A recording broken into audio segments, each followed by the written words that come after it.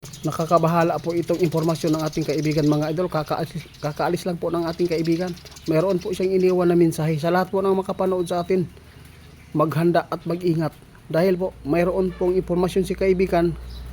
Kaya ako na lang po ang magpapaabot sa inyo dahil nagmamadali po siya. Dahil po sa nakita nila ng mga impormasyon mga idol, kailangan ko nga maipaabot sa inyo. Nasa inyo na lang po kung paniwalaan po ninyo ito. Kayo na lang humusga. Sa lahat po ng makapanood, yung pinapangalanan po natin ng mga lugar na delikado ngayon, kung sakali man na tatagal itong gulo, kung hindi ito mahupa, siguradong mayroon po ng nuclear na magagamit dito. Kaya sa lahat po ng makapanood, sinabi ng ating kaibigan, posibleng magkaroon po ng nuclear na magbusikad.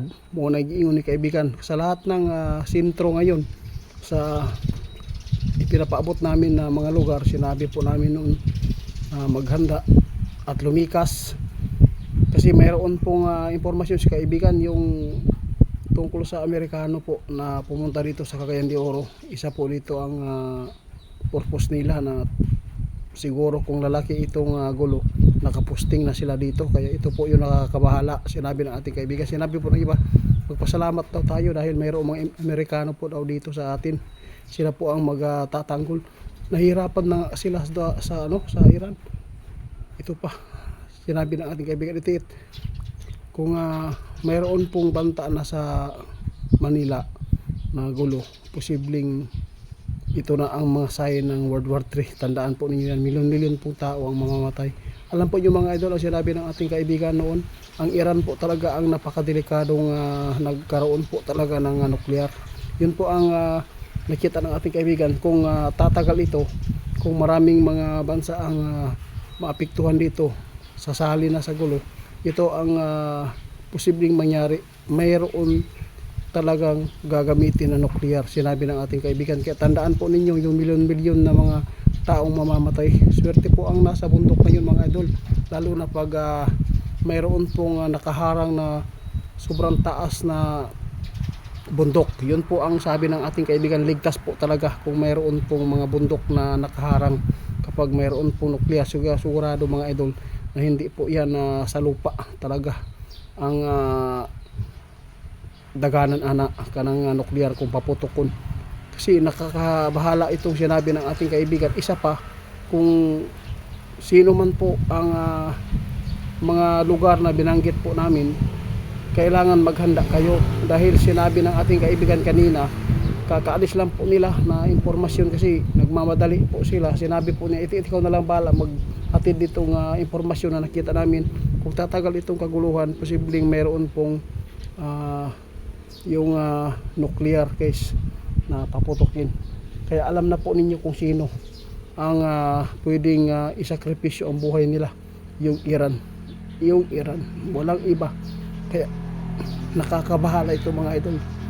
Sabihin po ninyo sa mga kamag-anak ninyo na maghanda, magbili ng mga pagkain at yung mga kinakailangan po natin sa ating mga anak, pamilya. Sige kaibigan ha, sabi po niya, kahit ano pa ang makita ninyong mga impormasyon ngayon, kailangan mahatid po natin. Sabi ko, sige kaibigan, ako ang bahala magpapaabot sa kanila dahil po yung impormasyon po ninyo ay alam kong totoo yan dahil nangyayari po. Hinulaan nga nila na ngayong 2026 magkatotoo ang digmaan mga idol. Anong nangyari? Nagkatotoo. Medyo nabahala ako dito mga idol dahil mayroon kaming kapatid sa ibang bansa. Tapos sinabi ng ating kaibigan ngayon na kung maiipit po talaga ang nasa ibang bansa ng mga Pilipino, hindi na makakabalik pa dito dahil wala na pong mga eroplano ang magagamit, wala nang paliparan, siguradong lockdown na ito. Kaya mga idol, kadang nasa Manila ngayon, kung mayroon ng banta, kung umpisa na ang putukan dyan, mas maganda hanggat hindi pa nangyari, kumuha na lang kayo ng safety na may mga layo-layo sa city. Baka may mga bundok po kayo doon na nakita, lagyan po inyong kubo. Kung sakali man magputukan na, pumunta kayo doon at magawa kayo ng bunker sa ilalim po ng kubo ninyo, dahil isa po yan na makakatulong. Kung mayroon nakaharang na mga bundok, okay lang po yan, no? Safety pa kayo, kasi hindi yan tatama sa lupa yan, kasi pag may nakaharang mga idol, posibleng swerte talaga tayo. Sa lahat po ng nagsasabi ang Cagayan de Oro ay Mindanao, oo nga, pero malayo-layo naman po dito. Tapos yung mga bundok dito sa amin ay sobrang taas din at hindi po patag. Kaya sinabi po ng ating kaibigan ito dahil sa impormasyon. Guys, kung tatagal daw ito, hinulaan ng ating kaibigan, kung tatagal itong gulo, posibleng magkakaroon po ng nuclear. Kaya muna atong bantayan kayo mga idol. Parang nababahala din po kami. Maraming salamat po sa mga makapanood sa ating video at mag-share. Guys, manalangin na lang. Yung sign nakita ng ating kaibigan ng mga Amerikano dito, lalo mayroon pong nagpaabot sa atin, mayroon daw dumating ng mga yung barko na malaki doon sa Cagayan de Oro. Parang hindi na maganda ito dahil po parang gusto na po ng yung Amerika na makaposting na ng mga sundalo po nila dito sa atin, para siguro kung mayroon pong pangyayari na maiipit po ang ibang lugar dito, yung mga sundalo nila at least nakaporma na dito sa atin. Kaya ito po ang tandaan nyo mga idol.